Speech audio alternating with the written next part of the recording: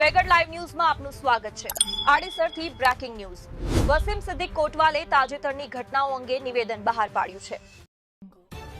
કચ્છ જિલ્લાના રાપર શહેરમાં બાઇક ચાલકે માસૂમ બાળકને હડફેટે લેતા કરુણ મોત।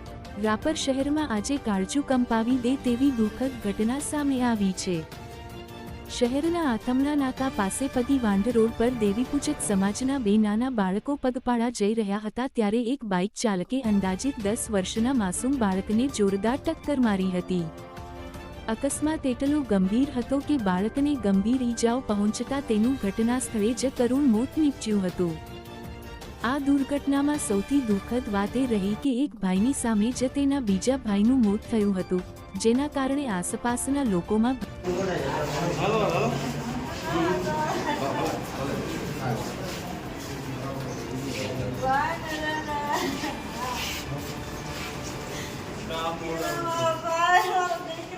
શું થયું હતું ભાઈબંધ? શું થયું હતું તમને? હા, શું થયું હતું? હા, કોણ કોણ હતા? શોકની લાગણી બીજું કોણ હતું તારી સાથે? અકસ્માત બાદ બાઇક ચાલક ઈજાગ્રસ્ત બાળક અને તેના નાનકડા ભાઈને રાપર સરકારી હોસ્પિટલમાં મૂકી ત્યાંથી ફરાર થઈ ગયો હતો। ઘટનાની જાણ થતાં પોલીસ તાત્કાલિક સ્થળ પર પહોંચી કાર્યવાહી હાથ ધરી હતી। પોલીસ દ્વારા ફરિયાદ નોંધવાની કાર્યવાહી હાથ ધરવામાં આવી છે તેમજ આસપાસના વિસ્તારમાં લાગેલા સીસીટીવી કેમેરાના ફૂટેજના આધારે ફરાર બાઇક ચાલકની ઓળખ કરવા માટે તપાસ શરૂ કરવામાં આવી છે। પોલીસે ટૂંક સમયમાં આરોપીને ઝડપી પાડવાનો વિશ્વાસ વ્યક્ત કર્યો છે।